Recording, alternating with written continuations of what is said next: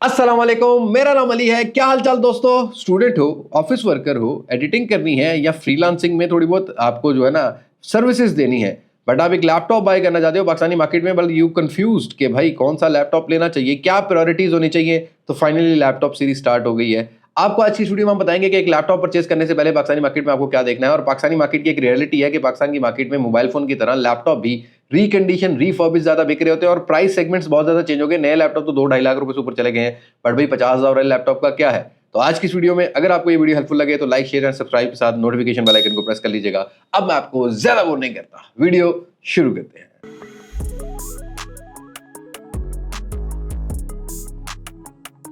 भाई laptop purchase करने से पहले ना सबसे पहले तो ये डिसाइड करो कि आप बजट क्या रखते हो। अब नॉर्मल से नॉर्मल लैपटॉप भी ना 50,000 के अराउंड आपको एक डिसेंट यूजेज वाला मिलता है। आगे चल के हम पॉइंट्स की बात करते हैं।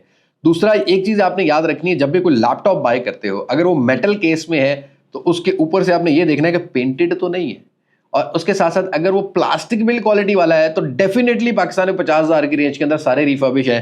बैटरियां भी बनी हुई है, हिंजेस भी बनी हुई है, और पेंट भी हुए हुए हैं। फीस सेंटर चले जाओ, कराची की बड़ी किसी मार्केट में चले जाओ, ये सभी जो है ना इंडस्ट्री आपको लगी हुई होगी। इसी तरीके से हाल रोड में चले जाओ, लैपटॉप रिफर्बिश की पाकिस्तानों में फैक्ट्रियां लगी हुई है भी पाकिस्तान में। लेकिन भाई ये चीजें कंडीशन जो है ना फिजिकली आपने देखनी है, और आपने ये डिसाइड करना है कि आपने कौन सा ब्रांड लेना है। ऑल्दो इसमें वो इशू नहीं है कि भाई इस ब्रांड की ये यूआई है, ये यूआई है। बस थोड़ा सा फर्क आता है क्रोमबुक का और विंडोज वाले लैपटॉप का। ज्यादातर लोग जो है विंडोज लैपटॉप को लाइक करते हैं, क्रोमबुक्स इतना यूज नहीं करते। तो हम क्रोमबुक्स को डिस्कस नहीं करेंगे, हम लैपटॉप को डिस्कस करने वाले हैं। कंडीशन आपने देख लेनी है। और यहाँ हम लोग सबसे पहले अगर बात करते हैं एक लैपटॉप में क्या चीज सबसे ज्यादा यूज होती है। ऑल्दो पूरा लैपटॉप ही यूज होता है। जैसे कि मोबाइल फोन में एक डिस्प्ले ज्यादा यूज होता है, ऐसे ही लैपटॉप में भी एक डिस्प्ले यूज होता है। तो पहले पॉइंट पे keep it in your mind कि what type of display you need.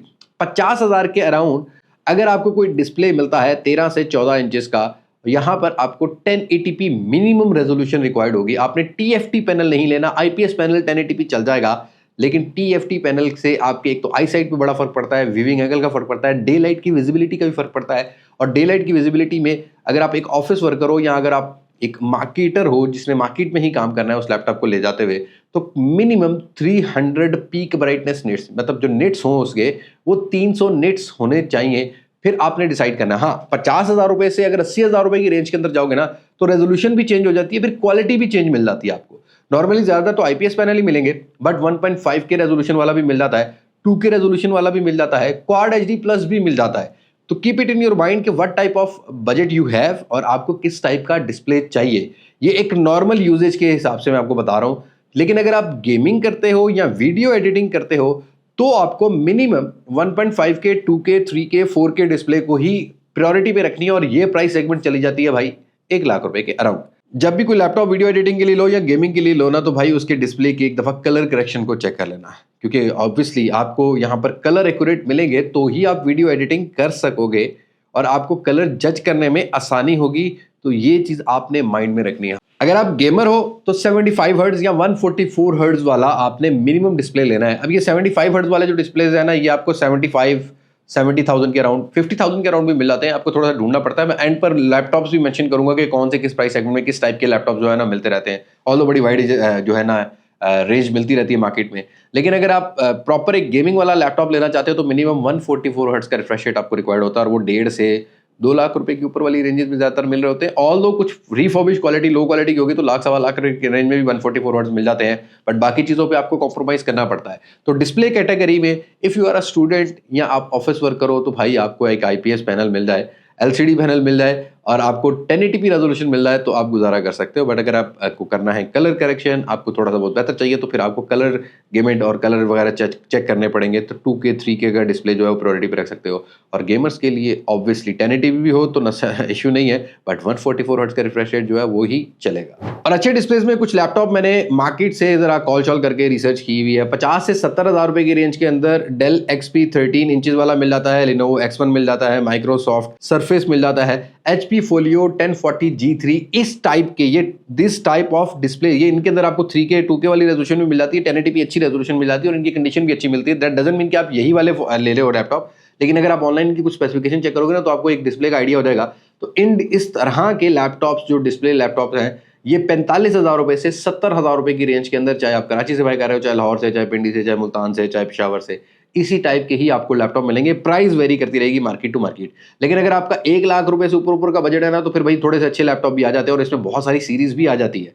यहाँ पर अगर डेल की बात करें तो डेल पे प्रिसीजन सीरीज आती है, 7500 सीरीज है, 5500 सीरीज है, जैसे कि 7510 है, 7520 है, 7530 है, ऐसे 5510, 5530, 5520 ये वाले जो है ना, ये एक जरूर देख लीजिएगा। डेल की इनकी क्वालिटी बहुत अच्छी होती है। और उसके साथ साथ यहाँ पर आपको एचपी की जी बुक भी मिल जाती है। ये एक वर्क स्टेशन है, बट इसका रेजोल्यूशन उनके लिए, एडिटिंग के लिए, गेमिंग करने के लिए आपको काफी बेटर, काफी हेल्पफुल करेंगे ये वाले डिस्प्ले जो है। तो इस टाइप के डिस्प्लेज आपने जरूर बाय करने हैं। और इनको सर्च करने के लिए सिंपली यार गूगल पे इनकी स्पेसिफिकेशन कोई जो मैंने लैपटॉप बताए हैं इससे मिलती जुलती स्पेसिफिकेशन वाला अगर आपको कोई मिल रहा हो डिस्प्ले प्रायोरिटी के हिसाब से, तो आप उसको ले सकते हो। अब दूसरे पॉइंट की बात करें तो मोस्ट इंपोर्टेंटली, जैसा कि फोन में होता है ना कि भाई रैम और रोम का वेरिएंट देखना होता है, बट रैम बहुत ज्यादा जरूरी होती है। जब कोई लैपटॉप बाय करते हो तो भाई आपको ये चीज माइंड में रखनी है कि 8, 16, 12, 13, 15 जीबी नहीं देखनी, आपको रैम टाइप देखनी। पहले तो आप कोशिश करो कि 8 जीबी मिनिमम रैम मिले। अगर आप 50,000 का प्राइस ब्रैकेट लेके जा रहे हो ना, तो 8 जीबी वाला रैम डिसेंट होता है। बट रैम की जो टाइप है, वैसे तो DDR4 तक की आपको रैम मिल जाती है हर ही प्राइस सेगमेंट में, 50,000 से ऊपर जितने भी हो। लेकिन आपको मेगाहर्ट्ज कितना मिलता है, ये चीज जरूर देखनी है। और जिस भी लैपटॉप को बाय करोगे थोड़ी स्पेसिफिकेशन चेक करोगे तो आपको मेगाहर्ट्ज की जो है ना, वो सब जो इसकी होती है स्पेसिफिकेशन, वो नजर आ जाती है। 1600 से लेके 7500 मेगाहर्ट्ज तक आपको डिफरेंट रैम की स्पीड्स मिल रही होती हैं। तो कोशिश करो मिनिमम 1600 मेगाहर्ट्ज वाली रैम टाइप की लोगे, तो आपको यहाँ पर स्पीड, थोड़ी एप्लीकेशन लोडिंग टाइम अच्छा मिल जाएगा, क्रोम लोडिंग टाइम अच्छा मिल जाएगा, या कुछ ऐप जो है ना, टैब ज्यादा ओपन करते हो तो वो आपको रैम में ज्यादा बेटर लोड होते हुए मिलेंगे। और इस तरीके से रैम आपके लैपटॉप को अच्छा सपोर्ट करती है। तो keep it in your mind, 1600 megahertz minimum required है 50,000 के, उसके ऊपर रेंज में आपको डिफरेंट मेगाहर्ट्ज मिल जाते हैं। अब भाई रैम की बात की है तो तीसरे नंबर पर स्टोरेज आ जाती है। आपका अगर 50,000 का प्राइस ब्रैकेट है ना मिनिमम, तो आपने HDD हार्ड डिस्क नहीं लेनी है। आपको जो hard disk type storage type है वो आपको लेनी है SSD, ताकि आपको रीड और राइट की स्पीड अच्छी मिले, डाउनलोडिंग स्पीड अच्छी मिल जाए। एटलीस्ट थोड़ी बहुत आप जो है ना वो कैजुअल एडिटिंग करना चाहते हो, थोड़ा बहुत कैपकट वगैरह यूज करना चाहते हो, तो यहाँ पर आपको रेंडरिंग स्पीड ज़्यादा मिल जाएगी। लेकिन अगर आपका बजट का इशू नहीं है तो आई विल प्रेफर कि आपको NVMe वाली जो है ना वो हार्ड डिस्क लेनी चाहिए। लेकिन एक बात याद रखनी है कि SSD की भी कुछ तीसरी जनरेशन आपको मिल जाती है इजीली, जो 50,000 से लाख रुपए की रेंज में मिल जाती है।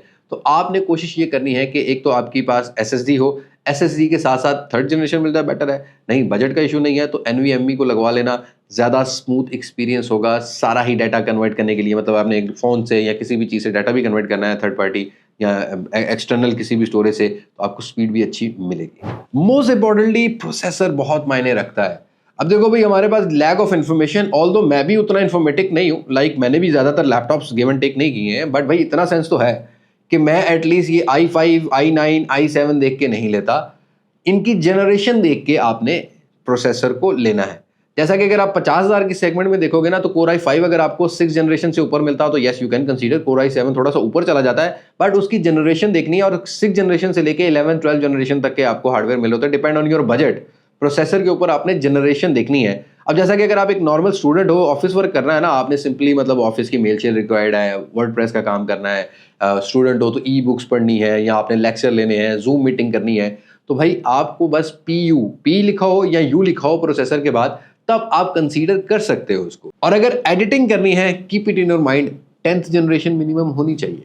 और एडिटिंग करते हुए उस प्रोसेसर के एंड पर अगर HS लिखा हुआ होता है, तो इसका मतलब यह है कि वो आपका ज़्यादा हार्ड यूजेज है उसको वो हैंडल कर लेगा। ये परफॉर्मेंस की टर्म के लिए यूज़ होते हैं। तो अगर एडिटिंग करनी है या आपको कुछ फ्रीलांसिंग करनी, को ग्राफिक रिलेटेड काम करना है या आपने गेम्स खेलनी है, तो ये चीज़ देख लेना कि जो भी प्रोसेसर आप बाय कर रहे हो उसकी 10 जनरेशन होनी चाहिए, और एटलीस्ट 10 जनरेशन होनी चाहिए। वो अच्छा परफॉर्मेंस प्रोवाइड करेगा, बजट आपको ऐड करना पड़ेगा, बट उसके एंड पर HX और HS मेंशन होना चाहिए, तब वो परफॉर्मेंस, वो प्रोसेसर आपको आपकी परफॉर्मेंस के, आपकी एक्सपेक्टेशन के हिसाब से परफॉर्मेंस प्रॉपर प्रोवाइड करेगा। कुछ ग्राफिक्स की बात कर लेते हैं, क्योंकि मोस्ट इंपॉर्टेंटली एडिटिंग करनी है, फ्रीलांसिंग करनी है, थोड़ा सा ग्राफिक्स भी एडिट करने पड़ते हैं। या अगर आपने ब्लेंडर पे ही काम करना है और लैपटॉप भी आपको, वैसे तो मैं इसके लिए आपको जो है ना PC जो है ना वो रिकमेंड करूंगा, but still if you are willing कि भी आपने को ट्रैवल करना है तो आपको लैपटॉप उठा के जाना है, तो एक चीज आपने माइंड में रखनी है कि कोडा कोर, अगर आप वीडियो एडिटिंग कर रहे हो तो कोडा कोर मिनिमम 1000 प्लस 192 बिट का हो मिनिमम, ये चीज माइंड में रखनी है। अगर ब्लेंडर वगैरह यूज करना है तो 1500 प्लस से ऊपर हो,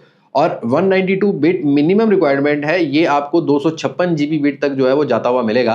तो ये चीज आपने लैपटॉप लेने से पहले चेक कर लेनी है। और नॉर्मली जितने भी लैपटॉप हैं इनमें जो ग्राफिक कार्ड्स हैं मिनिमम 4 GB तक का रिक्वायर्ड होता है, बट कोडा कोर बहुत मैटर करता है, ये चीज़ आपने देखनी है। अगर 1000 से नीचे का कोडा कोर है तो वो आपकी उतनी एडिटिंग हैंडल नहीं कर पाएगा और आपको तंग भी करने वाला है, लाइक स्ट्रक हो जाएगा, हीट अप एक्स्ट्रा हो जाएगा, तो ये इश्यूज आपको मिलेंगे। लेकिन भाई ग्राफिक कार्ड को रिलेटेड लेते हुए ना हमारी बड़ी क्यूरीज है, क्योंकि मैंने यासिर को जब भी भेजा, अपनी टीम को जब भी कोई लैपटॉप बाय करने के लिए किसी के लिए भी भेजा है, तो क्वाड्रो वाला लैपटॉप वो दुकानदार आपको बताएगा कि यार बहुत अच्छी एडिटिंग हैंडल कर लेता है, तो नहीं लेना। क्वाड्रो जो हार्डवेयर हैं एक तो ओवर हीटेड है, इनके फ्रेम रेट्स भी तो प्रॉपर नहीं होते, तो क्वाड्रो वाला आपने कोई भी ऐसा जीपीयू कंसीडर नहीं करना, या ग्राफिक वाला जो लैपटॉप है ना वो आपने कंसीडर नहीं करना। लेकिन कीप इट इन माइंड, जब भी कोई आप लैपटॉप लेने जाते हो ना तो थंडरबोल्ट पोर्ट लाजमी चेक करना। अब ये 70-80 हज़ार रुपये से ऊपर वाले लैपटॉप में आपको मिलेगी। थंडरबोल्ट का आपको ये फायदा हो जाएगा कि आपने कोई external high refresh rate display लगाना है वो भी आप लगा सकते हो, आपने एक्सटर्नल कोई जीपीयू लगाना है, ग्राफिक कार्ड लगाना है, तो वो भी आप अपने लैपटॉप से अटैच कर सकते हो। तो इन चीज़ों को माइंड में रखना फॉर एडिटिंग या गेमिंग, ये बहुत इंपॉर्टेंट है। एक तो थंडरबोल्ट है, दूसरा आपको एटलीस्ट जो है ना वो जीपीयू की 4 GB कार्ड हो, तो फिर आपको उसका जो है ना वो जो कोडा कोर्स है वो देखने हैं, 1000 मिनिमम होने चाहिए, 1000 प्लस होने चाहिए मिनिमम। ब्लेंडर के लिए 1500 प्लस होने चाहिए, और थंडरबोल्ट पोर्ट से आप एक्सटर्नल चीज़ों को भी अटैच कर सकते हो। कुछ लैपटॉप है मेरे माइंड में जो हमने रिसर्च किए हैं, 1 लाख रुपए के अराउंड अगर आप लैपटॉप देखोगे ना तो आपको GTX वाले जो GPUs हैं वो आपको 1050 वाला मिनिमम मिल जाता है, उसको आप देख सकते हो। लेकिन अगर आपका ऊपर बजट है तब आप RTX में भी देख सकते हो, और RTX में आपको 3080, 3050, 3060 इस तरह के आपको जो है ना वो GPUs मिल जाते हैं, ग्राफिक कार्ड वाले ना लैपटॉप मिल जाते हैं, जिनसे आप अच्छी एडिटिंग जो है ना हैंडल कर सकते हो लैपटॉप से। But depend on your budget, lakh रुपए के रेंज जो राउंड है ना वो आपको GTX 1050 मिले तो यस आप कंसीडर कर सकते हो। अब भाई मोस्ट इंपॉर्टेंटली, कोई भी लैपटॉप अगर आपने एडिटिंग के लिए ले लिया, गेमिंग के लिए ले लिया, पहले तो बहुत बड़ी गलती करते हो, मतलब लैपटॉप को आप अपने पेट पे भी रख लेते हो, कपड़े पे भी रख लेते हो, तो ऐसे रखते हो, तो ऐसे नहीं रखना, क्योंकि लैपटॉप का जो एग्जॉस्ट फैन है वो डाउन साइड होता है। आपने कोई स्टैंड 1000-1500 का ले लेना है, एटलीस्ट लैपटॉप आपका इस पोजीशन में होना चाहिए। उससे ये बेनिफिट होगा, एक तो ओवर हीट नहीं होगा, लेकिन जब भी आप कोई इस तरह का लैपटॉप बाय करने चाहते हो फॉर दिस रीजन, गेमिंग या मतलब वट एवर आपने एडिटिंग भी करनी है, तो वहीं उसी शॉप पर एक दो आप सॉफ्टवेयर वगैरह करके ना अपनी यूएसबी में ले जाना, बेशक वहाँ पर डाउनलोड भी कर लो वाईफाई लगा के, कुछ 4K की फाइलें जो है ना वो रेंडर करके देख लेना कि ओवर हीट तो नहीं हो रहा आपका जो लैपटॉप है।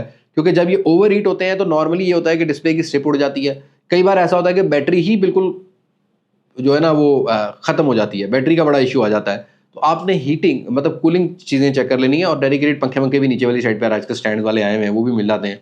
लेकिन अपना लैपटॉप वही लेना है जिसको आप ज़्यादा ठंडा रख सको, और ये चीज़ माइंड में रखनी है कि थोड़ा सा स्टैंड होना चाहिए भाई यूज़ करते हुए।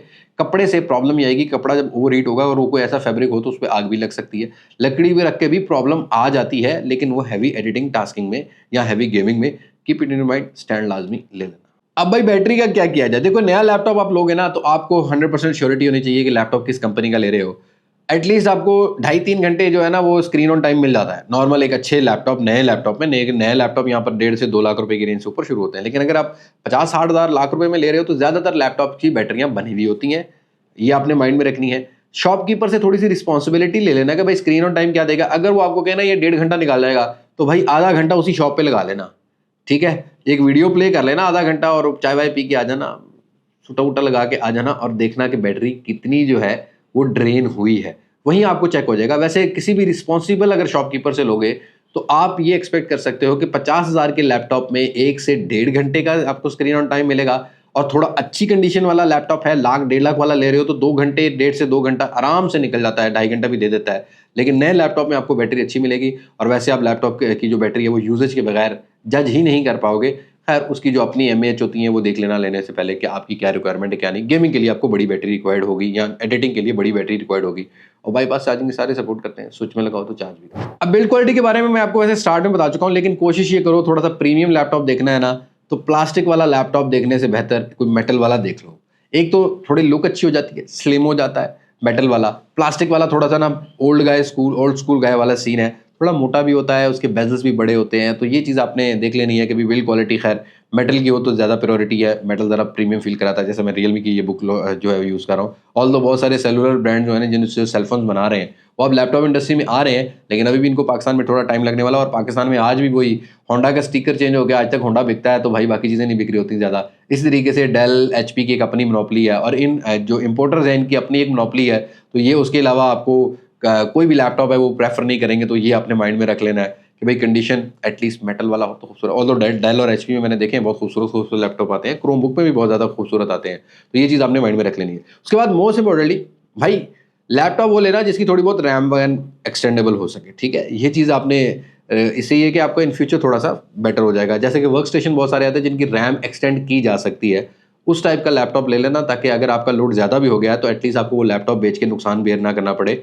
आप उसी लैपटॉप की थोड़े बहुत पैसे डाल के रैम को एक्सटेंड कर सको। Last not the least, physical test, वो तो आप जाके ही कर सकोगे। जब लैपटॉप लेने जाते हो तसल्ली से देखो, कलर कहीं फील हो रहा है उसको बोलो भाई कलर तो नहीं है, मैं हल्का सा खरोच के देख लूँ, वो गारंटी ले लेना।